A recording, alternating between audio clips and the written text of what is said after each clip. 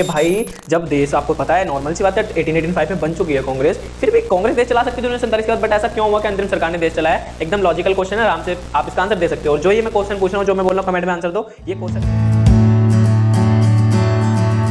Hello दोस्तों, स्वागत है आपका हमारे YouTube चैनल लेक्चर एकेडमी पर। मैं सुमित ठाकुर। तो दोस्तों, जैसा कि आपको पता है 12 का सिलेबस स्टार्ट कर दिया है, एकदम अच्छे से पढ़ना है आपको। फर्स्ट चैप्टर मैंने बहुत अच्छे तरीके से पढ़ाया। अगर आपने फर्स्ट चैप्टर नहीं देखा तो सेकंड चैप्टर उसी से लिंक है, पहले जाके फर्स्ट चैप्टर देखो, डिस्क्रिप्शन में आपको लिंक मिल जाएगा। फर्स्ट चैप्टर अच्छे से करना है, ठीक है, जिसका नाम है राष्ट्र निर्माण की चुनौतियां, वो हमने अच्छे से क्लियर करा। आज स्टार्ट करेंगे अपने सेकंड चैप्टर को। तो सेकंड चैप्टर का नाम क्या है भाई? एक दल के प्रभुत्व का दौर, ठीक है, era of one party dominance.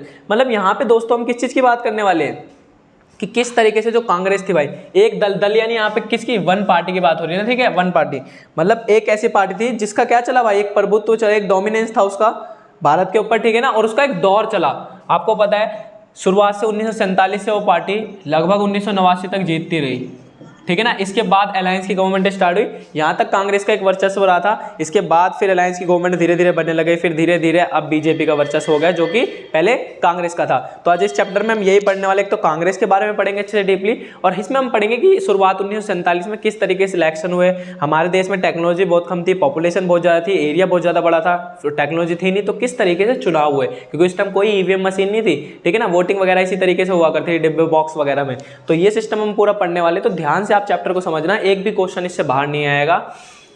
Question भी साथ साथ थोड़े बहुत बताते चलूंगा। तो सबसे पहले देखो, जब आती है अपने देश की बात, आजादी की, तो उसके कॉन्स्टिट्यूशन की तो बात होती है। तो कॉन्स्टिट्यूशन आप सबको पता होना चाहिए, कॉन्स्टिट्यूशन बना कब था? तो 26 नवंबर 1949। अरे भाई, कॉन्स्टिट्यूशन कब बना था? 26 नवंबर 1949। और आपको पता है 2 महीने बाद लागू हुआ। तो नवंबर के 2 महीने बाद क्या होता है? दिसंबर और जनवरी। तो 26 जनवरी 1950 में हमारा कॉन्स्टिट्यूशन क्या हो जाता है? लागू हो जाता है। बना कब था? 26 नवंबर 1949। लागू कब होता है? 26 जनवरी 1950।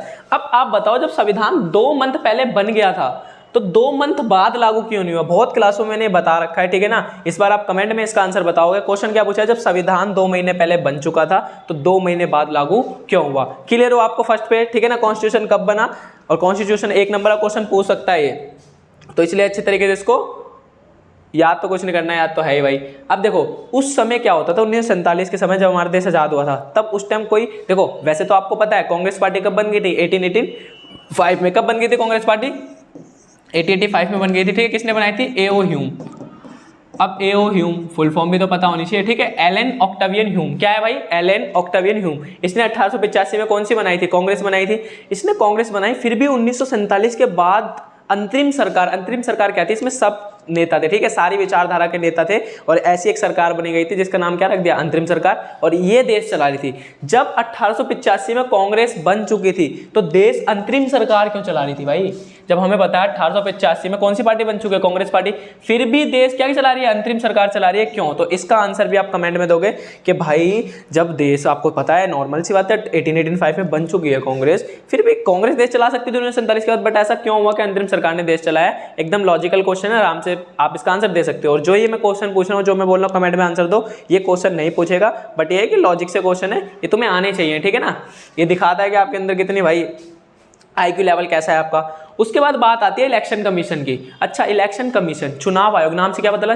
चुनाव यानी चुनाव करवाना, आयोग मतलब एक ऐसा कमीशन, एक ऐसा आयोग जो क्या कराता है? इलेक्शन कराता है। तो भाई जब हम इलेक्शन करवाएंगे तो हमें चुनाव आयोग की तो जरूरत है, वही तो कराएगा इलेक्शन। तो चुनाव आयोग कब बना? तो 1950 में क्या बना भाई हमारा चुनाव आयोग? कब बना भाई? 1950 में चुनाव आयोग बना। अब चुनाव आयोग बना तो आपको पता है वर्तमान में देखोगे तो 3 चुनाव आयुक्त है, ठीक है ना। एक चीफ है जो हेड है, वैसे तीनों की पावर सेम है, बट एक को लगा देते हैं उसके आगे चीफ, ठीक है ना। चीफ इलेक्शन कमिश्नर और दोनों इलेक्शन कमिश्नर। तो सबसे टॉप पे होता है चीफ इलेक्शन कमिश्नर और ये 2 इलेक्शन कमिश्नर। तो फर्स्ट वाले इलेक्शन कमिश्नर कौन थे? तो उसका नाम है भाई सुकुमार सेन। क्या नाम है? सुकुमार सेन। क्या नाम है भाई? सुकुमार सेन। तो चीजें क्लियर हुई भाई। 1950 में कौन बना? चुनाव आयोग बना। चुनाव आयोग का सबसे पहला जो आयुक्त बने, जो इलेक्शन कमिश्नर बने, जिनका काम था भाई इलेक्शन कराना, तो वो कौन थे? सुकुमार सेन। तो यहाँ तक चीजें क्लियर हुई। तो मैंने आपको आगे की भी थोड़ी बहुत चीजें क्लियर कर दी, ठीक है। देखो पहले चुनाव आयुक्त कौन थे? सुकुमार सेन बता दिया। उसके बाद पता है दोस्तों क्या उम्मीद थी? उम्मीद ये थी कि 1950 के अंदर ना भाई चुनाव आयुक्त जो हमारे इलेक्शन हो जाएंगे, आराम से हो जाएंगे, क्योंकि अभी देखा जाए तो सोसाइटी के मामले में अमेरिका ब्रिटेन उस टाइम बहुत पीछे था। अमेरिका आजाद हो गया था 76 के अंदर, लेकिन और जो ब्रिटेन था, ब्रिटेन आपको पता पूरे वर्ल्ड पे राज किसने करा है? ब्रिटेन ने। फिर भी अगर देखो कंपेयर करो तो इंडिया इस मामले में, सोसाइटी के मामले में आगे है थोड़ा सा उससे, वोटिंग वगैरह के मामले में। जैसे देखा जाए 1947 में भारत देश आजाद हुआ, तुरंत वुमेन को राइट्स मिल गए, किसके लिए भाई, वोट डाल सकते हो।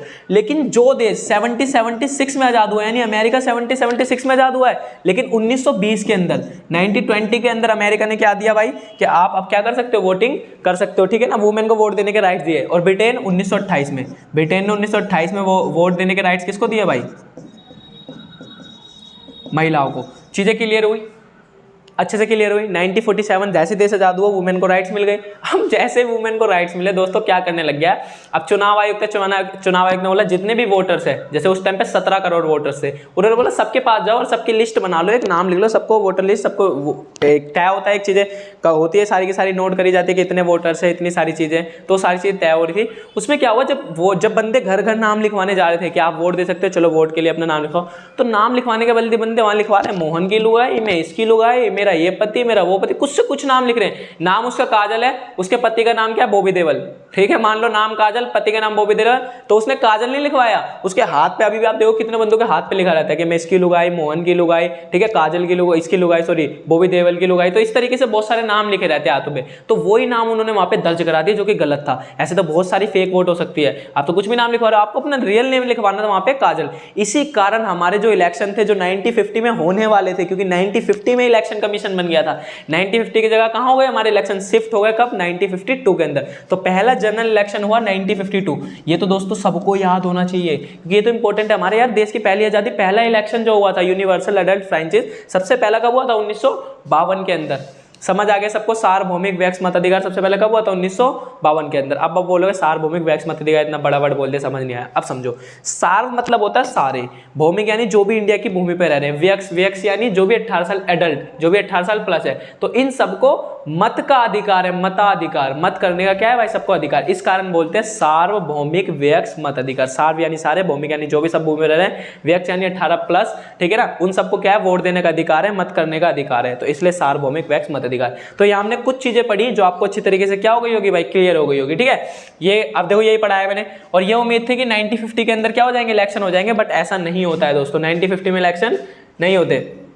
अब 2 नंबर का क्वेश्चन, 3 नंबर का ये क्वेश्चन बन सकता है, 2 या 3 मार्क्स का क्वेश्चन बन सकता है कि पहले आम चुनाव के दौरान क्या क्या समस्याएं हमें देखनी पड़ी, क्या क्या समस्याएं आई, ठीक है ना। तो क्या क्या समस्या आई, हमारे देश का जो है ना बहुत ज्यादा बड़ा आकार है, पॉपुलेशन भी आपको पता है ज्यादा थी। अच्छा, उस टाइम वोटर्स कितने थे जो वोट देंगे, तो लगभग 17 करोड़ वोटर्स थे। अभी तो आपको एक कम लग रहे हो क्योंकि अभी तो ज्यादा हो गए भाई, उस टाइम पे 17 करोड़ वोटर्स थे, बट उस टाइम हमारे पास टेक्नोलॉजी बहुत कम थी, तो वोट कराना बहुत ज्यादा मुश्किल हो रहा था, पैसा नहीं था देश के पास, ठीक है ना, तो सारी चीजें बहुत ज्यादा भारी पड़ रही थी। उसके बाद 3200 विधायक चुनने थे। कितने विधायक चुनने थे, 3200, मतलब 3200 जगह पे हमें क्या करना था भाई, जितने भी सीमांकन, सीमांकन मतलब होता है जगह जगह जाके बाउंड्रीज घेरना कि इतने विधायक कितनी बाउंड्री है, इतने विधायक कितनी बाउंड्री है, इतने एमपी इतना एरिया संभालेगा, ये एमपी इतना संभालेगा, मतलब 10 लाख पे एक एमपी था, मतलब 10 लाख पे एक एमपी राज करेगा भाई, ठीक है, 10 लाख पे एक एमपी राज करेगा। तो कितने एमपी चुनने थे, 489, ठीक है ना, 489 एमपी चुनने थे और 3200 विधायक। चलो जल्दी से बताओ कितने वोटर्स थे, 17 करोड़ वोटर्स थे, कितने एमपी चुनने थे, 489 एमपी चुनने थे। उसके बाद कितने एमएलए चुनने थे, तो आपके 3200 एमएलए चुनने थे। इतना चीजें क्लियर हुई। और हमारे देश की पॉपुलेशन उस टाइम क्या थी, ज्यादा थी, और देश का बड़ा आकार था, तो बहुत ज्यादा समस्या आ रही थी इलेक्शन कराने में। सब समस्या ही है दोस्तों, ये समस्या ही तो है, 17 करोड़ मतदाता से वोट डलवाना, नाम गलत दर्ज हो गए, 3200 विधायक के बाउंड्री बांटना, 489 एमपी की बाउंड्री बांटना, ये सब क्या है, ये सब पहले आम चुनाव की चुनौतियां ही हैं, क्या क्या फेस कर रहे हैं हम, ठीक है ना। उसके बाद 3 लाख से ज्यादा आपके क्या थे, अधिकारी जो इस काम को कर रहे थे। 3 लाख से ज्यादा अधिकारियों को नियुक्त करा गया था, अपॉइंट करा गया था, जो ये सारे काम देख रहे थे, ठीक है ना, मतदाता वगैरह तैयार करना, लिस्ट वगैरह तैयार करना, ठीक है। तो ये सारे काम कितने लोग कर रहे थे, 3 लाख लोग कर रहे थे। क्या काम कर रहे थे, मतदाता सूची तैयार करना और सीमांकन करना, वही सीमांकन, जगह जगह जाकर क्या करना भाई, बाउंड्रीज वगैरह तय करना। उसके बाद हमारे पास टेक्नोलॉजी का क्या था भाई, अभाव था, यानी लैक ऑफ टेक्नोलॉजी। तो हमने सारी चीजें क्लियर कर ली। Large size of the country, ठीक है, और there were 17 crore voters, 17 crore voters थे। उसके बाद चुनने कितने थे, 32, ये देखो 32 लिखा है, वैसे कितना है ये 3200, ठीक है ना, लिख 32 दिया, लेकिन ये कितना है दोस्तों, 3200 एमएलए इलेक्टेड करने थे और 489 एमएलए इलेक्टेड करने थे। चीजें क्लियर हुई भाई अच्छी तरीके से, कोई भी दिक्कत नहीं आ रही होगी, एकदम कॉन्सेप्ट एकदम पानी की तरह जा रहा होगा। कॉन्स्टिट्यूशन से स्टार्ट करा था, आ गए फर्स्ट इलेक्शन तक कि फर्स्ट इलेक्शन में क्या क्या प्रॉब्लम्स हुई, तो ये रखी आपके सामने सारी की सारी प्रॉब्लम्स, ठीक है। अब समझना दोस्तों, ये भी प्रॉब्लम थी, क्या प्रॉब्लम थी कि 4 4 मिलियन वुमेन ने अपने नाम गलत दर्ज करे। 4 मिलियन यानी 40 लाख। 40 लाख ऐसी महिलाएं थी जिन्होंने लिखवाया मोहन की लुगाई, बॉबी देओल की लुगाई, सन्नी देओल की लुगाई, इस तरीके से उन्होंने बहुत सारे नाम लिखवा दिए दोस्तों, ठीक है ना। जैसे बुक में एग्जांपल भी दे रखा है, अला की, आला नहीं है, अला की बीबी, ठीक है, अला की बीबी और फला की बेटी, ठीक है, अला की बीबी और फला की बेटी। तो ये सब एग्जांपल दे रखे हैं, अपने बाप के मतलब बहुतों के पति, बाप के, इस तरीके से नाम लिखवाए गए। तो इलेक्शन कमिश्नर ने क्या कर दिया था, इलेक्शन को कैंसिल कर दिया। जो इलेक्शन होने वाले थे 1950 के अंदर, 1950 के अंदर इलेक्शन होने वाले थे, फिर उसको कैंसिल करके कितना कर दिया, 1952। तो फर्स्ट जनरल इलेक्शन यानी सार्वभौमिक वैक्स मताधिकार सबसे पहले हुआ 1952 के अंदर। उस टाइम 15% एजुकेटेड बंदे थे। एजुकेशन इतनी कम थी कि 15% ही लोग एजुकेटेड थे, उन्हें पता था किस तरीके से चीजें करनी है। और उसके बाद इलेक्शन का एडवर्टाइज, ये बहुत मुश्किल पड़ता था। ये जो 6-7 पॉइंट हमने डिस्कस करें, ये बने पहले आम चुनाव की समस्या है। चीजें क्लियर हुई भाई, एकदम अच्छी तरीके से समझ तो आ रहा होगा दोस्तों, ठीक है। समझ के जो ना समझे फिर वो ना समझे दोस्तों। चलो आपको दिख तो रहा है ना सारी चीजें, एक बार चेक कर लेते हैं। हाँ भाई एकदम बढ़िया दिख रहा है, ठीक है। कमेंट कर दिया करो, बढ़िया बढ़िया, जब भी और बनाऊंगा वीडियो। कमेंट नहीं करते हो तुम। और वैसे भी आज बहुत ज़्यादा गर्मी हो रही है, पानी की बोतल भी लाना भूल गया। पानी वानी पी रहे हो तो पास कर दो इधर थोड़ा। चलो समझो यहाँ पे। अब देखो और क्या, जैसे भारतीय महिलाओं को वोट देने का अधिकार, ये भी मैं आपको बता चुका हूँ। ये जितना भी है मैं सब आपको पढ़ा चुका हूँ। देखो भारतीय महिलाओं को वोट देने का अधिकार मिल गया था उसी टाइम पे 1947 के अंदर। बट इसका यूरोपीय देशों ने बहुत ज़्यादा मजाक उड़ाया। उन्होंने बोला इंडिया का बहुत बड़ा एरिया है, पॉपुलेशन भी ज़्यादा है, टेक्नोलॉजी भी नहीं है, तो मजाक उड़ाते हो ही नहीं पाएगा, ये गलत कर रहा है भाई, हो ही नहीं सकता यहाँ पे सार्वभौमिक वैक्स मताधिकार, मतलब जनता द्वारा इलेक्शन हो ही नहीं सकता, डेमोक्रेसी चल ही नहीं सकती इंडिया के अंदर। इस तरीके से इंडिया को बहुत ज़्यादा डराया जा रहा था और ये बहुत ज़्यादा आलोचना कर रहे थे इंडिया की दोस्तों। बल्कि खुद अमेरिका ने 1920 में, अमेरिका ये सोचा था मैं 1776 में आज़ाद हुआ तो मैंने वुमेन को अधिकार दिया 1920 में, ये देश आज़ाद होते ही भाई अधिकार दे रहा है। तो बहुत ज़्यादा मजाक उड़ाया जा रहा था। और उस टाइम पे बोला भी गया, एक बंदा था, एक इंडियन एडिटर, एक इंडियन संपादक, इसने बोला है, इंडियन संपादक ने, इंडियन एडिटर ने, कि सबसे बड़ी हिस्ट्री देखी जाएगी, सबसे बड़ी हिस्ट्री रची जाएगी। मतलब इसने बोला इतिहास का सबसे बड़ा जुआ इसे कहा जाएगा। साफ सीधी बात, इसने क्या बोला आपके इंडियन एडिटर ने, कि इतिहास का सबसे बड़ा जुआ खेला जाएगा ये नेहरू जी द्वारा, ठीक है। वैसे नेहरू जी द्वारा ही खेला जा रहा था, प्रधानमंत्री वही थे। तो क्या बात बोली इसने, इतिहास का सबसे बड़ा जुआ खेला जाएगा कहाँ भाई, इंडिया के अंदर, ठीक है। तो ये बात रखी गई, हिस्ट्री सबसे बड़ी चलेगी इंडिया के अंदर, जो कि सब लोगों को हमेशा याद रहेगी। अब क्या हुआ भाई, अब सोचते रहना कैसे कैसे चीजें हुई, क्या भाई चीजें हुई ऐसी, क्या अच्छे से इलेक्शन हो पाए, डेमोक्रेसी आई या नहीं आई। उस टाइम पे देखो किस तरीके से चीजें चल रही थी, बहुत ज्यादा। तो समझना, अब जो पत्रिका थी, एक पत्रिका ने बोला कि नेहरू अपने जीवित देख लेंगे कि चुनाव असफल रहे। उसने बोला नेहरू अपने जीवन में जिंदा रह के देख लेंगे कि चुनाव क्या हुए भाई, फेल हुए, ठीक है ना, वो ये चीज देख लेंगे। तो ये चीज आपको समझ आई। दो चीजें बोली दो बंदों ने, एक इंडियन संपादक ने, इंडियन एडिटर ने बोला इतिहास का सबसे बड़ा जुआ कहाँ इसको, जो हम खेलने वाले थे, डेमोक्रेसी ला रहे इतनी बड़ी पॉपुलेशन में, सबसे बड़ा जुआ कहा गया। और दूसरा पत्रिका ने बोला नेहरू अपने जीवित देख ही लेंगे, मजाक भी उड़ा रही थी कि चुनाव क्या हो जाएंगे, असफल हो जाएंगे। बट इस पत्रिका को नहीं पता नेहरू जी टोपी लगा के टोपी भी घुमा देते हैं बहुत जल्दी। अब उसके बाद क्या होते हैं, इलेक्शन होते हैं। अरे इलेक्शन तो होंगे भाई, तो कब से कब तक, अक्टूबर 1951 से फरवरी 1952, तो इस बीच क्या हुआ, इलेक्शन हुआ। आप बोलोगे इतना टाइम लगेगा भाई, टेक्नोलॉजी नहीं थी, टाइम लगेगा थोड़ा, तो इतना टाइम लगा। उसमें पता लगा इलेक्शन एकदम फेयर हुए, कोई चीटिंग नहीं हुई इलेक्शन में। और जितने भी आलोचक थे यूरोप, अमेरिका, सबका मुंह बंद कर दिया नेहरू जी ने, ठीक है ना। जितने भी जो भी क्रिटिसाइज कर रहे थे, सबका मुंह बंद कर दिया किसने भाई, नेहरू ने। सब एकदम साथ हो गए कि भाई ये कैसे हो गया, ये कैसे चुनाव हो नहीं रहे थे, किसने अच्छी तरीके से चुनाव कर लिया, इसने वुमेन को भी राइट्स तुरंत दे दिए थे, उसके बावजूद इन्हें अच्छे तरीके से क्या कर लिया, इलेक्शन। अब मेन चीज़ देखो आप, इलेक्शन जो है उसमें किसको कितनी सीटें मिली। अरे इलेक्शन हुए तो कांग्रेस खड़ी हुई होगी, कम्युनिस्ट पार्टी खड़ी हुई होगी, दो उस टाइम मेन थे, कम्युनिस्ट पार्टी, कांग्रेस। तो पहले जब आम चुनाव हुए ना तो उसमें कांग्रेस को कितनी सीटें मिली थी भाई, 364। पहले आम चुनाव में कितनी सीटें मिली, 364। फिर कितनी मिली, 371 सेकंड वाले आम चुनाव में, तीसरे आम चुनाव में 361। तो समझो पहले में 364, 371 और 361, तो ये फर्स्ट वाला आम चुनाव था, ठीक है, यानी 1952 वाला। तो 5-5 साल बढ़ा लो, 1952। ये सेकंड वाला आम चुनाव था, तो ये कितना हो जाएगा, 1957। अरे 52 5 57। फिर उसके बाद थर्ड वाला आम चुनाव था, ये कब हुआ, 1962 में। तो इस तरीके से हमारे आम चुनाव हुए और इस तरीके से कांग्रेस से अपना वर्चस्व, देखो ये वो एक दल के प्रभुत्व का कैसे डोमिनेंस करके रखा पूरे इंडिया के ऊपर। और देखो किस तरीके से चीजें चल रही है। अभी ये पढ़ेंगे इसका डोमिनेंस इतना था क्यों। अरे कांग्रेस हर बार क्यों जीत रही थी, ऐसा क्या था कि कांग्रेस ही जीत रही और कोई पार्टी नहीं जीत रही, ये डिस्कस करेंगे। अभी तक जो पढ़ाया है एकदम आप अच्छी तरीके से लिखो। और जल्दी से मुझे ये बताओ, जो मैंने 3 पॉइंट बताए, जल्दी से कमेंट करके बताओ कि फर्स्ट में कितनी सीटें मिली, सेकंड में कितनी सीटें मिली, थर्ड की। जल्दी से बताओ सीटें, इतनी देर पानी बोल लूँ मैं, जल्दी बताओ।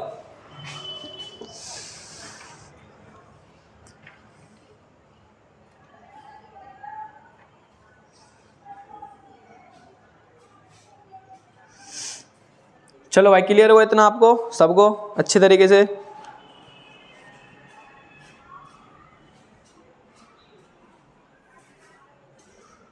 चलो स्टार्ट करते हैं भाई। रात हो रही है भाई, मैसेज आ गया विवेकानंद सर का, कह घर चले जाओ बाबू, बहुत देर बना ली वीडियो। चलो भाई आगे समझो। देखो अब अभी मैंने बताया कि 300 फर्स्ट पे कौन चल रही है, कांग्रेस एकदम गंदा प्रदूषण, एकदम सीटें लेके आ रही है खतरनाक, आधे से एक ज़्यादा चाहिए होती है, लेकिन उसकी तो सीटें ही 300 पार जा रही है। और एक टाइम ऐसा आया था इंदिरा गांधी के मरने के बाद 400 सीटें भी चली गई थी, ठीक है ना। एक इंदिरा गांधी का माहौल बन गया था, एक इन्वायरमेंट, लोग प्यार करते थे इंदिरा गांधी से, तो इंदिरा गांधी के डेथ के बाद उनके जो बेटे थे उनको 400 से ऊपर सीटें मिल गई थी। अब समझो, अब आती कम्युनिस्ट पार्टी, तो दूसरी सबसे बड़ी पार्टी बनी कम्युनिस्ट पार्टी, जो लेके आई 16 सीटें। इसको मिली कितनी, 16 सीटें। दूसरी सबसे बड़ी पार्टी थी जो 16 सीटें लेके आई। सोच लो बाकी पार्टियों को क्या हुआ होगा, वही 1 2 1 2 1 2 ऐसे सीटें आई होगी। उसके बाद 1957 के अंदर सेकंड आम चुनाव, फर्स्ट वाला 1952 में 16 सीटें। सेकंड में क्या हुआ, जो कम्युनिस्ट पार्टी थी इसने अलायंस की गवर्नमेंट बनाई, अलायंस यानी गठबंधन सरकार बनाई केरल के अंदर। गठबंधन की सरकार बनी कहाँ पे, इसमें केरल के अंदर। गठबंधन की सरकार अब होती क्या है पहले ये समझो। जब 2-3 पार्टी आपस में मिलके जब सरकार बना लेती है, मान लो यार केरल के अंदर आधे से ज़्यादा जीतने के लिए चाहिए, केरल में मान लो 140 सीटें, कितनी सीटें, मान लो 140, उस टाइम पे कम होगी 120 कुछ होगी, 140 सीटें अभी प्रेजेंट में देखा जाए तो 140 सीटें। अब इसमें आधे से एक ज़्यादा चाहिए जीतने के लिए, फॉर्मूला यही होता है, अगर तुम्हें सरकार बना दिया आधे से एक ज़्यादा लेगा, 140 का आधा कितना होता है 70, आधे से एक ज़्यादा 71। वोट जीतने के लिए कितनी चाहिए हमें, मतलब पार्टी बनाने के लिए 71। मान लो 71 किसी की सीट ही नहीं आई, तो पार्टी कहाँ से बनेगी जब 71 सीटें आई। तो इसमें क्या करना पड़ेगा, हमें 71 सीटें पूर्ण बहुमत लाना पड़ेगा, 71 सीटें हमें टोटल इधर उधर से मिला के करनी पड़ेगी। तो ये क्या करती है, कुछ दूसरी पार्टी के साथ, और कोई यहाँ पे पार्टी होगी, मान लो बहुजन समाज पार्टी है, दूसरी पार्टी है, इन सबको बोलते हैं कि आप मेरे साथ मिलके क्या बना लो, सरकार बना लो। आप कुछ अपने एमएलए दे दो और कुछ मिलके आपको ये बना देंगे, डिप्टी सीएम बना देंगे, ये बना देंगे, मिनिस्टर बना देंगे, ये कर देंगे। तो उस तरीके से उसको झांसे में लेके किसी तरीके से उसने क्या कर लिया, कम्युनिस्ट पार्टी ने गठबंधन की सरकार बना ली। समझ आ गया गठबंधन की सरकार क्या होती है। उसके बाद 1959, 2 साल बाद ही जो कांग्रेस है, सी है दोस्तों, ठीक है, सी यानी कांग्रेस गवर्नमेंट ने क्या करा, आर्टिकल 356 का बहुत ज्यादा मिसयूज करा। आर्टिकल 356 में क्या होता है, राष्ट्रपति शासन लगता है, सीधा सेंट्रल गवर्नमेंट क्या करने लग जाती है, अपना कंट्रोल करने लग जाती है, ठीक है ना।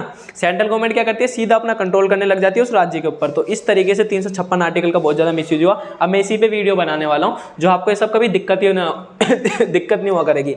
एक गठबंधन सरकार पे दल बदल की सरकार क्या होती है, गठबंधन की सरकार क्या हो रही है, मतलब एक और बेसिक बनने वाला है। 356 आर्टिकल क्या है, 352 आर्टिकल क्या है, इमरजेंसी 352 आर्टिकल, ये राष्ट्रपति शासन। तो इस पे एक वीडियो बनाने वाला हूँ, उसको अच्छे देखना, तब क्लियर ही हो जाएगा। वैसे भी मैंने तुम्हें क्लियर कर दिया, तो समझ आ गया। हमने पढ़ा कम्युनिस्ट पार्टी को फर्स्ट टाइम 16 सीटें मिली, फिर 1957 के अंदर सेकंड आम चुनाव में इसने गठबंधन की सरकार बना ली, कहाँ पे, केरल के अंदर। इसी तरीके से 2 साल बाद ही कांग्रेस ने क्या करा, 1959 के अंदर इसका क्या कर दिया, 356 आर्टिकल लगा के क्या कर दिया भाई, खत्म कर दिया, ठीक है, डिसमिस कर दिया आगे सरकार को। और उस टाइम जो सीएम थे केरल के, उनका नाम था ईएमएस नंबूरीपाद। क्या नाम था भाई, ईएमएस नंबूरीपाद। अरे क्या नाम था, ईएमएस नंबूरीपाद। और इन्होंने बहुत ज्यादा प्रोटेस्ट किया दोस्तों, बहुत ज्यादा मूवमेंट करा, ठीक है ना, बहुत इन्होंने विरोध करा इस चीज का कि हमारे साथ गलत हुआ, ऐसा नहीं होना चाहिए था। ये सारी बातें रखी गई ईएमएस नंबूरीपाद की जगह से।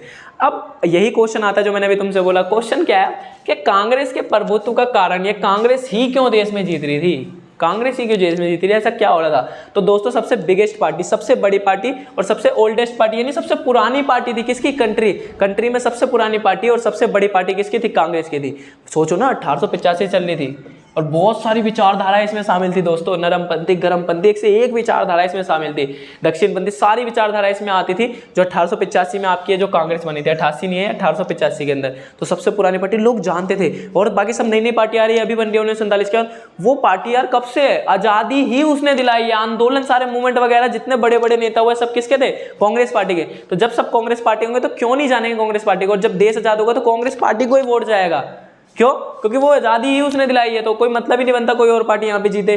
समझ आ रहा है। उसके बाद सबसे मजबूत संगठन, यार एक से एक नेता भरा पड़ा था, जैसे कि नेहरू देखो, पॉपुलर, एक से एक पॉपुलर लीडर था, सबसे लोकप्रिय नेता था इसमें, एक से एक popular leader. Example Nehru, Gandhi, बतेरे सारे एग्जांपल आप इसमें सर्च कर सकते हो, बहुत सारे एग्जांपल मिलेंगे आपको। उसके बाद आजादी की विरासत हासिल थी भाई, एकदम फ्रीडम को इसने फ्रीडम इसकी, मैं कहता हूँ ना, फ्रीडम इसी की वजह से कांग्रेस के ही नेताओं द्वारा दिलाई गई थी। एकदम पूरा लगा दिया था इन्होंने, कांग्रेस ने पूरा मीटर खींच दिया था अच्छी तरीके से, जिस कारण अंग्रेजों को फिर यहाँ से भागना पड़ा, जिसका सबसे महत्वपूर्ण रोल गांधी जी था दोस्तों।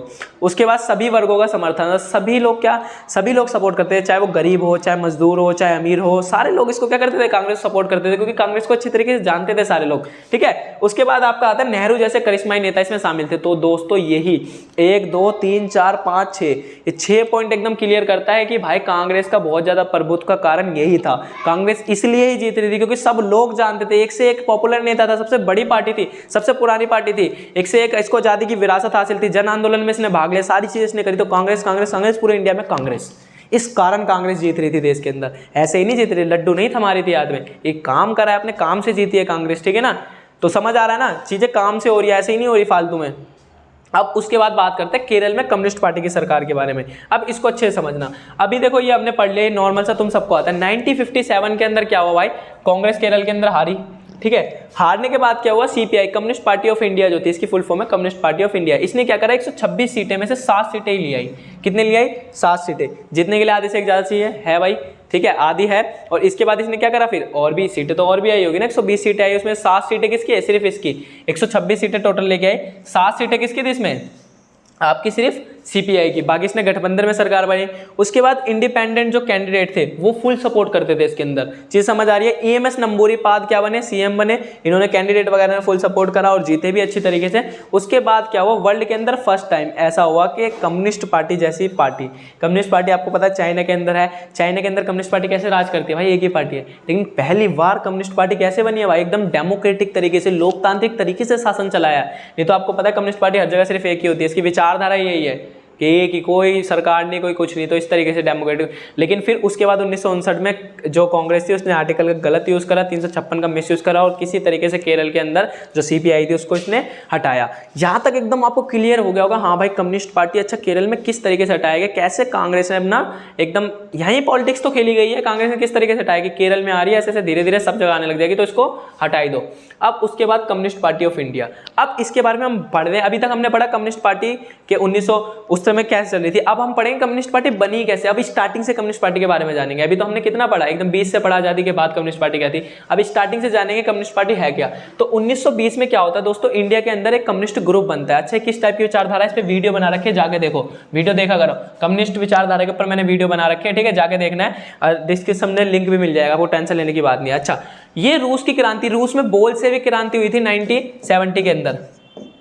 आप पढ़ोगे भी, फर्स्ट बुक पढ़ाऊंगा तो उसमें क्लियर कराऊंगा। रूस के अंदर सबसे बड़ी क्रांति हुई थी बोल्शेविक क्रांति, इससे बहुत ज्यादा क्या हो गया था, बहुत ज्यादा इन्फ्लुएंस हो गए थे, प्रभावित हो गए थे। ठीक है ना, उसके बाद क्या हुआ, देश की समस्या का हल ये नहीं चाहते, ये ऐसे नहीं चाहते, देश की सॉल्यूशन का हल कैसे चाहते हैं, साम्यवाद की राह द्वारा करना चाहते हैं। साम्यवाद आपको जब भी समझ आएगा जब आप वीडियो देखोगे, बस इतना समझ लो साम्यवाद में क्या होता है।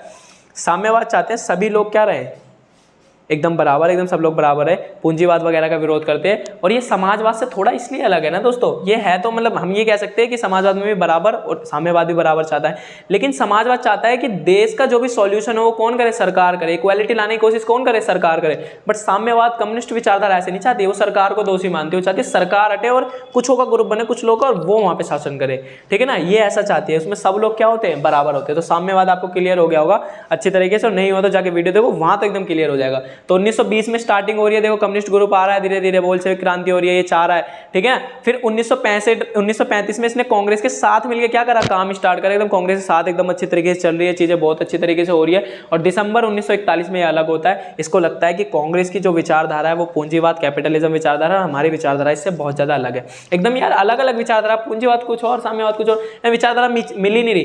तो 1935 में तो साथ काम कर रहे थे, बट 1941 में क्या हो जाते हैं, अलग हो जाते हैं। ठीक है, अब सीपीआई की आइडियोलॉजी क्या है, आइडियोलॉजी यानी विचारधारा। अब यहाँ पे बात किसकी हो रही है, विचारधारा की। विचारधारा क्या है इसकी, ठीक है, क्या थॉट्स है, क्या सोचते हैं। तो 1947 की आज़ादी को ना दोस्तों सच्ची आज़ादी नहीं मानती, एकदम जो रियल आज़ादी होती है ना उसको बिल्कुल नहीं मानती, जो भी हमें मिली है 1947 की आज़ादी। इस पार्टी ने क्या हुआ, तेलंगाना हिंसक विद्रोह को बढ़ावा दिया। जो भी रिवॉल्ट हुआ कहाँ पे, जो भी वायलेंस हुई कहाँ पे, तेलंगाना के अंदर, तो इसने बहुत ज़्यादा उसको क्या दिया, बढ़ावा दिया। उसके बाद सेना के विद्रोह का दमन करा, जो भी सेना वहाँ पे विद्रोह वगैरह कर रही थी इसने उसका बहुत ज़्यादा दमन करा। ठीक है ना, उसको दबाया। उसके बाद 1951 में इसने हिंसा का रास्ता छोड़ा, ये वायलेंस की जो रेवोल्यूशन था वो इसने छोड़ा, कब, 1951 के अंदर। फिर उसके बाद बाद इस पार्टी की छाप अच्छी बनने लग गई और 1952 के अंदर इसको 16 सीटें मिली इसको, इस पार्टी को। तो यहाँ तक क्लियर हुआ सबको, इसको लिख लो।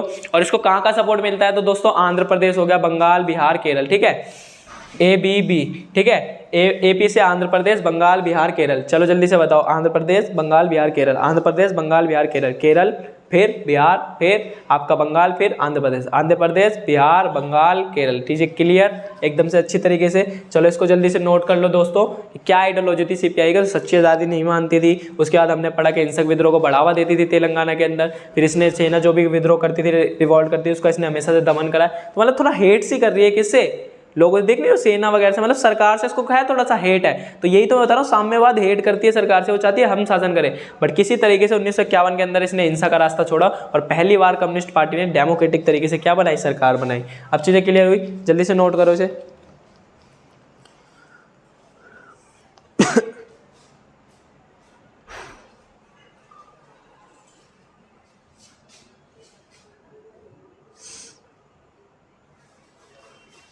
चलो इतना क्लियर हुआ भाई, चलें आगे की तरफ। चलो समझ आ गया भाई इतना तुम्हें। अब देखो, अब CPI भी 1951 में जैसे ही अलग हुई, किससे, 1951 में कांग्रेस से अलग हुई। फिर उसके बाद CPI भी टूटी। अब दो विचारधारा में, एक थी कम्युनिस्ट पार्टी ऑफ इंडिया, एक थी कम्युनिस्ट पार्टी ऑफ मार्क्सवाद, ठीक है ना, communist party of India, communist party of मार्क्सवाद, समझो, कम्युनिस्ट पार्टी ऑफ मार्क्सवाद और एक थी communist party of India, communist party of India, CPI, ठीक है, communist party of India, communist party of मार्क्सवाद। तो 1964 में क्या हुआ, ये भी विचारधारा अलग हुई, दो विचारधारा बनी, कम्युनिस्ट पार्टी ऑफ इंडिया और कम्युनिस्ट पार्टी ऑफ मार्क्सवाद। ये एक ऐसी विचारधारा थी जो किसको फॉलो करती थी, मार्क्सवाद, ठीक है, मार्क्सिज्म को फॉलो करती थी। मार्क्सवाद बहुत बड़े दोस्तों वो हुए हैं, ठीक है। तो इसको फॉलो करा करती थी कौन, आपकी सरकार, सरकार बोल रहा हूँ, ये वाली पार्टी, ठीक है, समझ आ गया आपको एकदम अच्छी तरीके से। तो मार्क्सिज्म को फॉलो करती थी कौन, ये वाली पार्टी, समझ आया, एकदम क्लियर हुआ अच्छे तरीके से। चलो लिख लो दोस्तों इसको। और यहाँ तक आपको अच्छे से चीज़ें क्लियर हुई होगी एकदम मस्त तरीके से, कोई दिक्कत की बात नहीं है। चैप्टर अच्छे से चल रहा है, बहुत आसान तरीके से चल रहा है। अभी कांग्रेस पे नहीं आया है, अभी सिर्फ हमने कम्युनिस्ट पार्टी के बारे में पढ़ा है। एकदम अच्छे से जाना, 1920 के अंदर बनी थी, ठीक है, 1920 के अंदर जो भी न्यू नेता थे वो इसमें जुड़े थे। ये पढ़ा, बोल्शेविक क्रांति से क्या थी, ये बहुत ज़्यादा इन्फ्लुएंस हो गई थी और कम्युनिस्ट जो भी कम्युनिस्ट विचारधारा के लोग थे उसका एक ग्रुप था। फिर 1935 के अंदर क्या हुआ था भाई, पढ़ाया था ना अभी, जल्दी से कमेंट करके बताओ। 1935 में इसने किसके साथ काम करा था, कांग्रेस के साथ। और ये अलग कब हो गई थी कांग्रेस, 1941 में। फिर 1941 में काम करने लगे, फिर इसमें भी दो विचारधारा बन गई 1964 में, एक कम्युनिस्ट पार्टी ऑफ इंडिया, एक कम्युनिस्ट पार्टी ऑफ मार्क्सवाद। रटना कुछ भी नहीं है, एकदम चीज़ें क्लियर करनी है, बस डेट वगैरह ये तो दोस्तों याद करनी पड़ेगी आपको। याद क्या करनी है, अभी तुरंत यहीं पढ़ के जाना है, याद कुछ नहीं करना। अब बात आती है सेकंड पार्टी, अभी फर्स्ट पार्टी पढ़ी, सेकंड पार्टी कौन सी है, सोशलिस्ट पार्टी, ठीक है। अब ये कौन थी, तो दोस्तों देखो सारी जो भी कांग्रेस के अंदर से धीरे धीरे पार्टियां निकल रही है, सबसे बड़ी पार्टी कांग्रेस पार्टी। अब विचारधाराएं अलग अलग हो रही है, अलग अलग मुख पे जा रही है, ठीक है ना, सारी चीजें निकल गई, कम्युनिस्ट पार्टी अलग निकल गई, अब ये पार्टी अलग निकलेगी। तो इस तरीके से पार्टियां बनती चली गई कांग्रेस के अंदर से। अब 1934 में क्या हुआ, कांग्रेस में जो भी यूथ लीडर थे, ठीक है, जो भी जवान लीडर थे, इन्होंने क्या करा भाई, 1948 के अंदर कांग्रेस ने क्या करा, अपना कॉन्स्टिट्यूशन, ये उस टाइम भारत के कॉन्स्टिट्यूशन की बात नहीं हो रही, इनका भी कुछ अपना कॉन्स्टिट्यूशन हुआ करता था, तो इसमें इन्होंने चेंज करा। इन्होंने क्या, डुअल जो मेंबरशिप था उसको खत्म कर दिया, यानी दोहरी नागरिकता। लोग क्या होते थे, एक ही बंदा दो पार्टी में भी चला जाता था, कांग्रेस में भी है, इस पार्टी में। इसने बोला नहीं, आपको एक ही पार्टी में रहना पड़ेगा। तो 1948 में जैसे इसने खत्म करा, फिर एक नई विचारधारा बना, नई पार्टी बन गई सोशलिस्ट पार्टी, ठीक है। इसके जो हेड थे वो थे आचार्य नरेंद्र देव। कौन हेड थे भाई, आचार्य नरेंद्र देव। कौन हेड थे, आचार्य नरेंद्र देव, सोशलिस्ट पार्टी के हेड थे। तो 1948 में क्या हुआ, इन्हें डुअल मेंबरशिप को खत्म कर दिया, किसने, कांग्रेस में। तभी 1948 में जैसे इसने एक खत्म करा, तो ये पार्टी क्या हो गई, सेपरेट हो गई। सोशलिस्ट जो सोशलिस्ट विचारधारा थी, ठीक है, जो भी समाजवाद विचारधारा थी, ये क्या हो गई, इसने अपनी सेपरेट पार्टी बना ली। और सेपरेट पार्टी बना ली तो इसकी आइडियोलॉजी क्या थी, कांग्रेस की आलोचना करना, एकदम भर के आलोचना करना। क्यों, क्या आलोचना करना, कि पूंजीपति को बढ़ावा देती है, पूंजीपतियों की पार्टी है, पैसे को बढ़ावा देती है, ये सारी चीजें करती है, तो एकदम बेकार विचारधारा है, ठीक है, कांग्रेस बेकार है। खूब आलोचना, खूब क्रिटिसाइज करते थे कौन, ये सोशलिस्ट। विचारधारा अलग अलग है, समाजवाद पूंजीवाद दोनों अलग अलग है, इस पे वीडियो बना रखे, जाके देखना, उसे मिल जाएगी। और समाजवाद में विश्वास रखती थी। देखो इतना समझो, समाजवाद जहाँ जब वाद लगता है ना हम उस चीज़ को बढ़ावा देते हैं। समाजवाद, हम क्या सोसाइटी को बढ़ावा दे रहे हैं। पूंजीवाद, हम क्या कर रहे हैं, पैसे को बढ़ावा दे रहे हैं। तो इसमें समाज को कहते हैं ना बढ़ावा देना, सबको इक्वल मानना, कोई दिक्कत लेने की बात नहीं। पूंजी में पैसे को बढ़ावा देना, जो आगे बढ़ रहा है उसको बढ़ने दो, कंपटीशन आने दो, जो अच्छा करेगा वो आगे बढ़ेगा, जो अच्छा नहीं करेगा नहीं बढ़ेगा। तो पूंजीवाद के अंदर ये होता है और समाजवादी के अंदर ये होता है। तो एकदम विचारधारा उससे अलग है। तो आपको समझ आ जाएगी इसकी आइडियोलॉजी। अब देखो, अब सोशलिस्ट पार्टी से भी धीरे धीरे पार्टी टूट रही। देखो सब मेन मुद्दा कौन था, कांग्रेस। कांग्रेस से बनी कौन सी पार्टी, आपकी सोशलिस्ट पार्टी। कांग्रेस से भी इससे पहले वाली पार्टी पड़ी थी कम्युनिस्ट पार्टी, तो कांग्रेस से ही टूट टूट के बन रही है। फिर इससे भी टूट के बनी क्या, कम्युनिस्ट पार्टी बनी। कम्युनिस्ट पार्टी से कौन सी पार्टी टूटी, communist party of India, communist party of मार्क्सवाद। फिर उसके बाद दूसरी आपकी पार्टी बनी सोशलिस्ट पार्टी। सोशलिस्ट पार्टी से भी टूटी कौन, अभी ये जो पढ़ेंगे वही पढ़ेंगे, किसान मजदूर पार्टी, ऐसे ऐसे पार्टियां बनने लग गई। ठीक है, तो कौन कौन सी पार्टी बनी, किसान मजदूर प्रजा पार्टी सबसे पहले बनी, किसान मजदूर प्रजा पार्टी। फिर बनी प्रजा सोशलिस्ट पार्टी, फिर आपकी बनी यूनाइटेड सोशलिस्ट पार्टी। तो तीन पार्टियां बनी, कौन कौन सी, किसान मजदूर प्रजा पार्टी, फिर बनी आपकी प्रजा सोशलिस्ट पार्टी, फिर बनी आपकी यूनाइटेड सोशलिस्ट पार्टी। समझ आ गया एकदम से। संयुक्त सोशलिस्ट पार्टी, हिंदी में इसको संयुक्त बोलेंगे। ठीक है, संयुक्त सोशलिस्ट पार्टी। यहां तक क्लियर हो गया होगा आपको एकदम बहुत प्यारे तरीके से। दोस्तों जल्दी से इसको लिख लो, बाकी देख आपको सारी चीजें रही होगी। आवाज एकदम सही आ रही है, मेरे को लग रहा है थोड़ा सा गला खराब हो गया दोस्तों मेरा, बाकी ठीक है। अब इसके मेन लीडर दोस्तों देखो, एक तो आपको याद है आचार्य नरेंद्र देव, आपको ये अच्छी तरीके से याद होगा। अरे संस्थापक फाउंडर ही वो थे, कौन, आचार्य नरेंद्र देव। उसके बाद कुछ लीडर है, ट्रिक के साथ याद करेंगे, ऐसे याद नहीं करेंगे। बाकी अभी नाम सुना से जेपी नारायण, जयप्रकाश नारायण, बहुत नाम सुना होगा आपने भाई। संपूर्ण क्रांति करी थी इन्होंने, तो ये पढ़ेंगे इनके बारे में अच्छे से, जयप्रकाश नारायण के बारे में।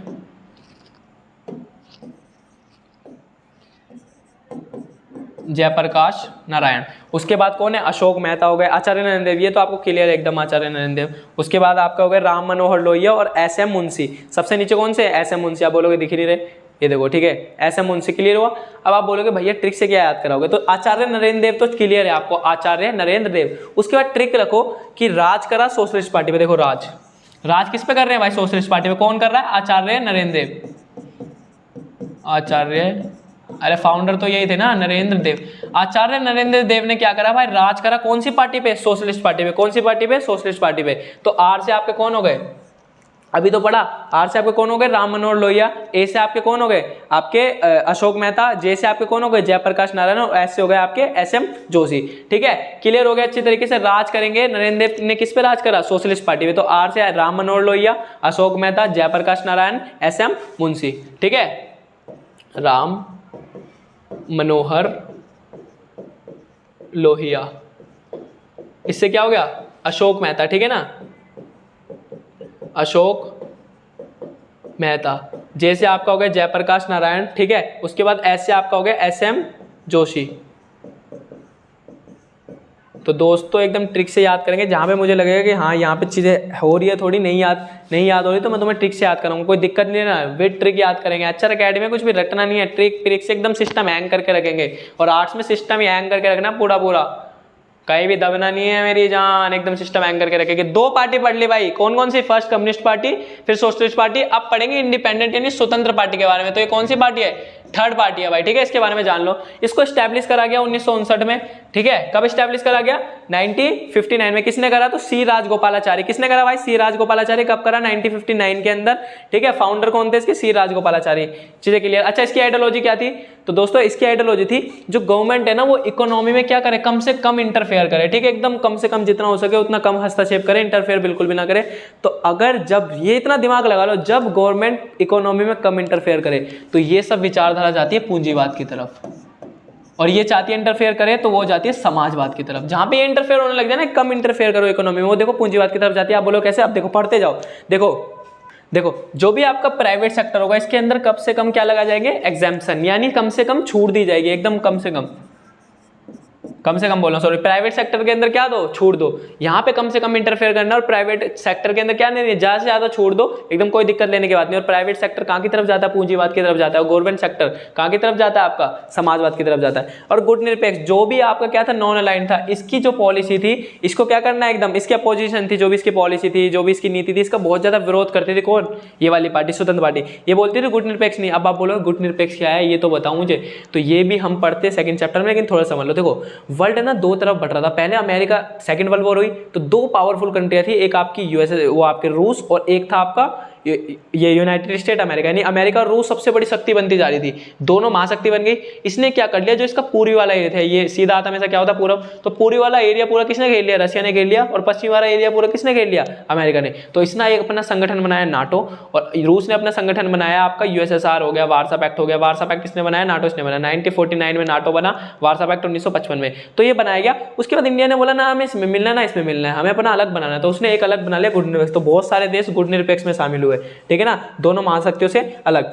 तो इसका ये विरोध करती है। और सोवियत यूनियन जो आपका क्या था भाई, ये रूस की बात हो रही है, उसकी दोस्ती का बहुत ज्यादा विरोध करती है। मतलब ये चाहती थी कि हम अमेरिका में मिले, नाटो में मिले, और हमारी दोस्ती किससे हो, नाटो से यानी अमेरिका से हो। ये बहुत ज्यादा विरोध करते किससे, मतलब समाजवाद के अपोजिशन में भाई ये। और अमेरिका से संबंध अच्छा करना चाहती थी, पूंजीवाद को बढ़ावा, आ गया ना लाइन पे बाबू, पूंजीवाद को बढ़ावा देना चाहती थी। इसके बाद इसके इंपॉर्टेंट लीडर कौन कौन है, तो के.एम. मुंशी हो गए, एन.जी. रंगा हो गए, ठीक है, के.एम. मुंशी, एन.जी. रंगा, और आपका एक प्लस में सी राजगोपालाचारी जो इसके फाउंडर है। तो कौन कौन हो गए, के.एम. मुंशी, एन.जी. रंगा और आपके सी राजगोपालाचारी जो इसके फाउंडर हुआ करते हैं। तो तीनों पार्टी जो हमने अच्छी तरीके से पढ़ ली। एक हमने पढ़ी कौन सी वाली, मतलब तीन पार्टी, तीन ही मेन होती है, ये तीनों अच्छे से देखना, वीडियो बना रखे। उन्होंने कम्युनिस्ट पार्टी, ठीक है, फिर उसके बाद हमने सेकंड पार्टी पढ़ी समाजवादी पार्टी, तीसरी स्वतंत्र पार्टी तो पढ़ी, लेकिन स्वतंत्र पार्टी बेस्ड किस पे, ये भाई पूंजीवादी पार्टी पे, ठीक है। अब आओ भारतीय जनसंघ पार्टी पे, ये कौन सी पार्टी, चौथी।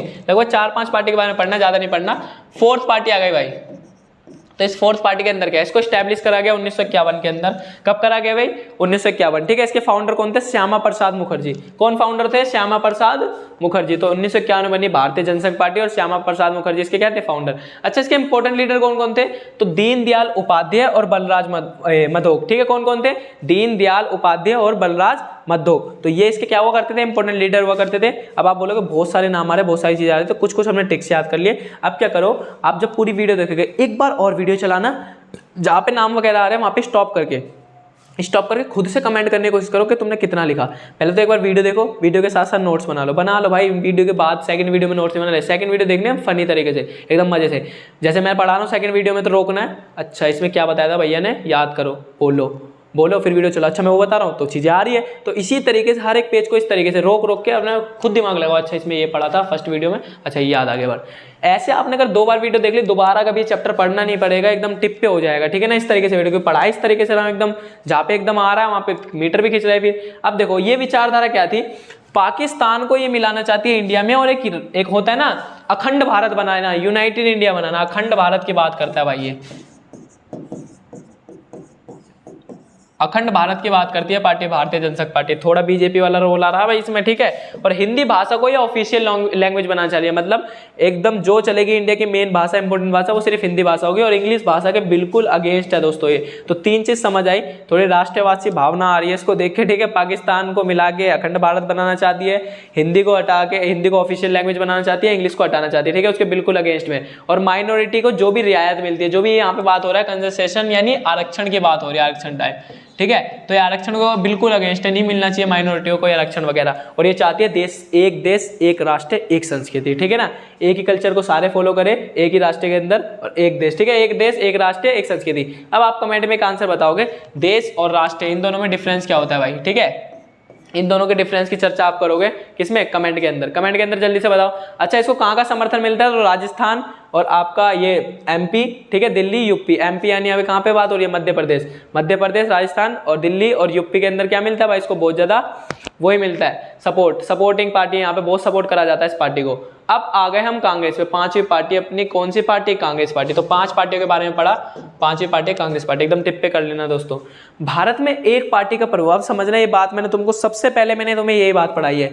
भारत में एक ही पार्टी का प्रभुत्व है, लेकिन प्रभुत्व यानी डोमिनेंस, पावरफुल कौन है, एक ही पार्टी, लेकिन दूसरे देशों से अलग है। कैसे, दूसरे देशों के संविधान में, चाइना के संविधान में लिखा हुआ है सिर्फ कम्युनिस्ट पार्टी, बट इंडिया में ये नहीं लिखा हुआ। क्या नहीं लिखा हुआ, इंडिया में ये देखा तुमने कि एक ही पार्टी है। यहाँ पे क्या है, बहुदलीय व्यवस्था, मल्टी पार्टी सिस्टम है, बहुत सारी पार्टियां है, ठीक है। और अमेरिका वगैरह जाओगे वहाँ पे 2 पार्टी सिस्टम है, 2 एकदम मुखरी पार्टी है जो वही आती है। तुम बोलोगे तो यहाँ पे भी तो 2 ही आती है, बीजेपी कांग्रेस, नहीं, फिर आप गलत सोच रहे हो। बीजेपी कांग्रेस तो आती है, बट जब से 1989 का दौर स्टार्ट हुआ है, अलायंस की गवर्नमेंट स्टार्ट हुई, तब से छोटी छोटी पार्टियों को भी मौका मिल रहा है कहाँ पे, सरकार बनाने का और पार्टी में आने का। तो इसी कारण क्या हो रहा है, दूसरे देशों से प्रभुत्व बहुत अलग है। दूसरे देशों में एक पार्टी का इसलिए प्रभुत्व है क्योंकि वहाँ पे एक ही पार्टी है, लेकिन यहाँ पे क्या है, यहाँ पे मल्टी पार्टी सिस्टम है। उसके बाद भाई कांग्रेस एकदम मस्त चल रही थी, एकदम मस्त तरीके से सारी चीजें चल रही थी। और संविधान में एक ही पार्टी लिखी हुई है, जैसे चाइना, सीरिया, क्यूबा, ठीक है। तो ये आप एग्जांपल समझ सकते हो। और भारत में कौन सी व्यवस्था है? बहुदलीय व्यवस्था। अब इसने बोला कांग्रेस एक विचारधारात्मक गठबंधन के रूप में, मतलब आइडियोलॉजिकल अलायंसेस ने बोला। अब इसको समझना, एंड तक तुम्हें ये समझ आ जाएगा टॉपिक क्या बोल रहा है। कांग्रेस एक, समझना क्या दोबारा, कांग्रेस एक विचारधारात्मक गठबंधन के रूप में, मतलब ये बोलना चाहता है आइडियोलॉजिकल अलायंस है। जितनी भी विचारधारा है दोस्तों वो किसमें शामिल है? इसके कांग्रेस के अंदर, मतलब एक गठबंधन बना हुआ विचारधाराओं का। इसमें कांग्रेस ये नहीं बोल रही कि पार्टियों गठबंधन, यहाँ पे विचारधारा, जितनी भी विचारधारा, नरमपंथी, गरमपंथी, पूंजीपंथी, समाजवादी, जितनी भी विचारधारा है उन्होंने गठबंधन बना रखा है, विचारधारात्मक गठबंधन बना रखा है। किसमें? कांग्रेस के अंदर। देखो कैसे, तो 1885 में मैंने बता दिया, इसको स्टैब्लिश करा गया था। किसने करा था? Hume, Allan Octavian Hume. उसके बाद इसकी स्टार्टिंग में इसमें नव शिक्षित यानी न्यूली एजुकेटेड बंदे थे, और बिजनेसमैन, जो भी बिजनेस क्लासेस के मैन थे, वो सारे के सारे इसमें क्या थे? इस पार्टी के अंदर थे। शुरुआत की बात कर रहा हूँ। धीरे धीरे भाई 20वीं सेंचुरी में क्या हुआ, जन आंदोलन स्टार्ट हुए, गांधी वगैरह एकदम लुंगी उठा के भगे, पूरा स्टार्ट हो गया, कोई दिक्कत लेने की बात नहीं है। जन आंदोलन का रूप ले लिया, मूवमेंट वगैरह होने लग गए। फिर धीरे धीरे क्या हुआ, जो भी किसान थे, मजदूर थे, उद्योगपति थे, उच्च वर्ग, निम्न क्लास, लो क्लास, ठीक है, अपर क्लास, ये सब के सब किसमें मिलने लग गए भाई? कांग्रेस के अंदर। धीरे धीरे सारे लोग मिलने लग गए।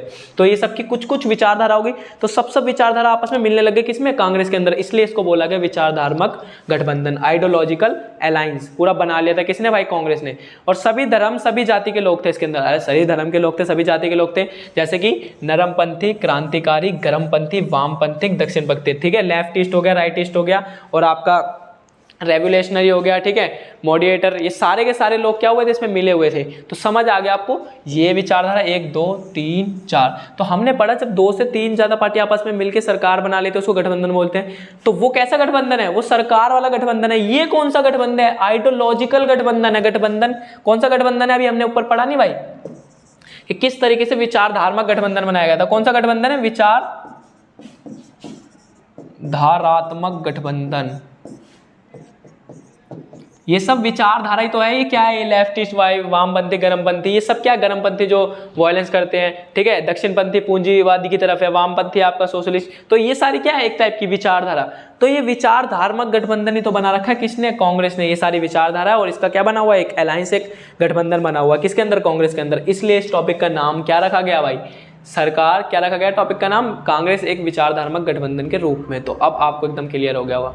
अब देखो इसके गुटों में, जो भी कांग्रेस का गुट होता था, इसमें एक तालमेल बना रहता था, और एक टाइप की क्या है? सहनशीलता। एक होता है ना, आपने टॉलरेट बहुत बार सुना होगा। तो एक टाइप का क्या था? एक तालमेल बना रहता था, लड़ाई होने से चीजें बच जाती। क्यों? क्योंकि जो भी कांग्रेस में आया उसे वो शामिल कर लेती थी। जो भी, जैसे आपने कुछ बात रखते तो उसको वहां पे जगह मिल जाती थी, क्योंकि यहाँ पे भी सारे विचारधारा टाइप के बंदे, जो आप बात बोल रहे हो वो बंदा इस विचारधारा का है, तो उस बात को जगह बनवा लेता था वहां पे। तो वो उसको कुछ ऑप्शन ही नहीं मिल पाता था कांग्रेस को गिराने का। वो हर बात को बोलती थी हाँ कोई नहीं, दिक्कत की बात नहीं है। विपक्ष कठिनाइयों में पड़ जाता था हमेशा। कैसे कठिनाइयों में पड़ जाता था? क्यों? क्योंकि जो भी वो विपक्ष बात कहता था वो उसको शामिल कर लेते थे, अपने विचार में जगह मिला लेते। क्यों? यहाँ पे भी सोशलिस्ट है, यहाँ कम्युनिस्ट पार्टी थी ना, यहाँ भी कम्युनिस्ट विचारधारा के बंदे, तो वो जगह ले लेते उस पार्टी को। तो कांग्रेस को हमेशा अच्छी बनी रहती थी वो। अब तुम जो बात कर रहे हो कह रहा हाँ ठीक है, जो बात कर रहे हो कह रहा हाँ ठीक है, तो दिक्कत की बात ही कुछ नहीं हो रही थी ना। और कोई व्यक्ति सत्ता में, जैसे कोई व्यक्ति सत्ता में, उसको सत्ता में नहीं आना, जैसे पावर में नहीं आता था, कोई भी व्यक्ति मान लो पावर में नहीं आ रहा है, तो वो फिर भी पार्टी में बना रहता था। क्यों? क्योंकि कोई चांस ही नहीं है, और पार्टी में जाऊंगा तो जीतूंगा नहीं, यहाँ तो कम से कम कुछ तो है, दूसरी पार्टी में जाऊंगा तो कुछ भी नहीं है। इस कारण कोई भी व्यक्ति कांग्रेस से हटने की बिल्कुल भी सोचता नहीं था। तो ये तालमेल बना रहता था पार्टी के अंदर। और कांग्रेस पार्टी में कोई भी मतभेद होता था तो पार्टी में रहकर ही सभी हल करते थे, ऐसा नहीं कहीं बाहर जाना पड़ता। सभी विचारधारा के लोग आपस में बैठे एकदम अच्छे से डिस्कस करा और पार्टी का हल करा। बट अब क्या हो रहा है, प्रेजेंट के अंदर जो पॉलिटिक्स हो रही है उस पर जो बड़े लीडर होते हैं ना वो सारे डिसीजन लेते हैं। बट पहले ऐसा नहीं होता था। कांग्रेस के अंदर भीमराव अम्बेडकर है, गांधी है, सब है, सबकी विचारधारा अलग है, तो सबकी विचारधारा, कोई टॉपिक आता था तो सब बहस करते थे। बट अब ऐसा नहीं होता, जो बड़े लीडर ने बोले हाँ वो हो गया। तो पहले के पॉलिटिक्स में और अब के पॉलिटिक्स में बहुत अंतर है। पहले बहुत अच्छे से पॉलिटिक्स होती थी। अब देखो, अब टॉपिक आता है विपक्षी पार्टियों का उद्भव हुआ भाई। विपक्षी पार्टियों का अब धीरे धीरे देखो कैसे उद्भव होता गया। अब सुनना, कांग्रेस के क्या हुआ भाई, कांग्रेस के आगे कुछ खास विपक्ष नहीं था। वैसे तो देखा जाए तो खास विपक्ष नहीं था उस टाइम। क्या था? कमजोर विपक्ष थे पूरे के पूरे। ठीक है, उस टाइम पे क्या थे? एकदम कमजोर विपक्ष थे, क्योंकि कांग्रेस पार्टी भाई इतनी सीटें लेके आ रही थी, कोई टक्कर में नहीं टिक पा रहा था। और जो भी बातें हो रही थी, देखो अभी हमने पढ़ा, सारी बातों को जगह बना लेते तो कोई लोगों को और पार्टी समझ ही नहीं आ रही, और पार्टी मजा ही नहीं आ रहा किसी और पार्टी में। ठीक है, 1950 दशक के अंदर क्या हुआ, लोकसभा और राज्य के सभा पे क्या हुआ, कहने भर का प्रतिनिधित्व था किसका, और पार्टियों का। उस टाइम पे देखा जाए तो लोकसभा में इतनी सीटें नहीं थी और पार्टियों की, राज्यसभा के अंदर सीटें नहीं थी किसकी, और पार्टियों की। उस टाइम क्या हुआ, जो था कांग्रेस का ही मिल रहा था, लेकिन सभी राजनीतिक पार्टियां लोकतंत्र बना के रखती थी। वो कितनी बड़ी बात है। अभी के टाइम पे देखा जाए कि अगर कोई पार्टी में सत्ता में नहीं आता तुरंत अपनी पार्टी बना लेता है, धांधेबाजी करने लगता है, ये करने लगता है। लेकिन उस टाइम पे लोकसभा और राज्यसभा में कम प्रतिनिधित्व करते थे कौन, बड़े बड़े नेता, और भी नेता हुआ करते थे, वो उनका रिप्रेजेंट नहीं है वहाँ पे इतना ज़्यादा, फिर भी वो लोकतंत्र बना के रखते थे, कभी भी धांधेबाजी नहीं करते थे, कभी कुछ गलत डिसीजन नहीं लेते थे, ठीक है। और हमेशा क्या करते थे, सकारात्मक है दोस्तों, ठीक है ना, गलत टाइप हो गया, ये क्या है, सकारात्मक। तो सकारात्मक तरीके से ये क्या करते थे, आलोचना करती थी भाई, जो भी क्रिटिसाइज करती थी सकारात्मक तरीके से करते थे सब लोग। लेकिन अब एक दूसरे की बुराई होती है, ये सारी चीजें होती है, ठीक है ना। शुरुआत में कांग्रेस के विपक्ष के बीच में सम्मान जो था वो गहरा था, मतलब सम्मान करते थे पार्टी, एक दूसरे पार्टी का क्या करती थी, बहुत ज्यादा सम्मान करती थी। ये तो बात लिखा है, शुरुआत में जो कांग्रेस और विपक्ष के बीच जो सम्मान था उसका गहरा भाव था, दोनों एक दूसरे का बहुत ज्यादा सम्मान करा जाता था, कभी भी बीच में लड़ाई नहीं होती थी, हेल्थी जो भी डिबेट होती थी, हेल्थी डिबेट होती थी, कोई टेंशन लेने की बात नहीं थी, ठीक है। जैसे कि एग्जाम्पल देखा जाए तो अंतरिम सरकार के मंत्रिमंडल में उस टाइम पे जब कांग्रेस पार्टी नहीं थी, उससे पहले 1947 में 1950 तक, अरे 1947 से 1952 तक किसने सरकार चलाई थी, अंतरिम सरकार ने, इसमें सबसे सारे के सारे नेता शामिल थे। उसने क्या हुआ, उस टाइम पे भीमराव अंबेडकर हो गए, डॉक्टर भीमराव अंबेडकर और श्यामा प्रसाद मुखर्जी, ये लोग क्या करते थे, अंबेडकर वगैरह, श्यामा प्रसाद मुखर्जी अलग अलग विचारधारा के थे, कोई भी टॉपिक आता था उस पर अच्छे से क्या करते थे, बहस करते थे। दोनों क्या करते थे, एक ही अल्पसंख्यक में रहकर, मतलब एक ही उसमें पार्टी में रहकर कांग्रेस का क्या करते थे भाई, बहुत ज्यादा विरोध करते थे, ठीक है ना। कांग्रेस जहां पे गलत थी वहां तो विरोध करते थे, तो है दोनों एक ही पार्टी के, अंबेडकर और मुखर्जी क्या है भाई, एक ही पार्टी के, तो दोनों क्या करते थे, विरोध करते थे किसका, कांग्रेस का, बहुत ज्यादा। तो यहां तक आपको क्लियर हो गया होगा। देखो यहाँ पे गलत थोड़ा सा यार, पता नहीं टीम क्या करती है, पूरा मिस्टेक ही कर देती है यहाँ पे। अल्पसंख्यक नहीं है दोस्तों, एक ही पार्टी में रहकर, ठीक है, यहाँ पे क्या है, एक ही पार्टी में रहकर कांग्रेस का बहुत ज्यादा विरोध करते हैं। जहां पे कांग्रेस गलत रहती थी, छूटते वहां पे विरोध होता था। तो यहाँ पे दोस्तों शायद हमारा पूरा चैप्टर हमारा यहाँ पे फिनिश हो गया है, ठीक है ना, अच्छी तरीके से। अगर आपको वीडियो पसंद आई हो, देखो पसंद आनी चाहिए, बड़ी मेहनत से वीडियो बनाई है, तो वीडियो एकदम अच्छी लगी होगी, और एकदम दोस्तों लाइक सब्सक्राइब एकदम बढ़िया से कर दो, चैनल को फॉलो कर दो एकदम मस्त तरीके से, और बढ़िया से लाइक सब्सक्राइब करके बढ़िया बढ़िया कमेंट कर दो, जिससे मैं वीडियो बनाते रहूँ। ऐसे ही आपको पूरा सिलेबस डलेगा, 7 चैप्टर ये डालेंगे, 8 चैप्टर ये डालेंगे, 7 चैप्टर वो डालेंगे, बस अच्छे से आप पढ़ो, मेहनत करो, फिर इसके बाद क्वेश्चन आंसर डालेंगे एकदम। इस बार रिजल्ट देना है एचआर एकेडमी से, जो ऑनलाइन भी पढ़ते, ऑफलाइन तो आना ही है। ऑनलाइन जो पढ़ते एकदम 100 में 100, 99 100, अब यहाँ खेलना है, बहुत खेलना है, 90 तक पिछली बार पहुंच गया है भाई, इस बार एकदम 100 लेके जाना है। तो वीडियो में से बने रहो, वीडियो को शेयर करते रहो, क्योंकि हमारे थॉट्स आप भी फैलाओगे, आप बाहर फैलाते रहो अच्छी तरीके से, और आपको चीजें एकदम क्लियर हो गई। चैप्टर एक बार मैंने बोल दिया, एक बार देख लेना नोट्स बना के, दूसरे में नोट्स बना के सब टिप पे हो गया, उसको रख दो नोट्स को एकदम साथ में बगल में। आप उसके बाद हर वीडियो को देखते हुए रोको और सोचो मैंने क्या पढ़ाया था, ठीक है। चलो मिलते हैं नेक्स्ट वीडियो में, थैंक यू।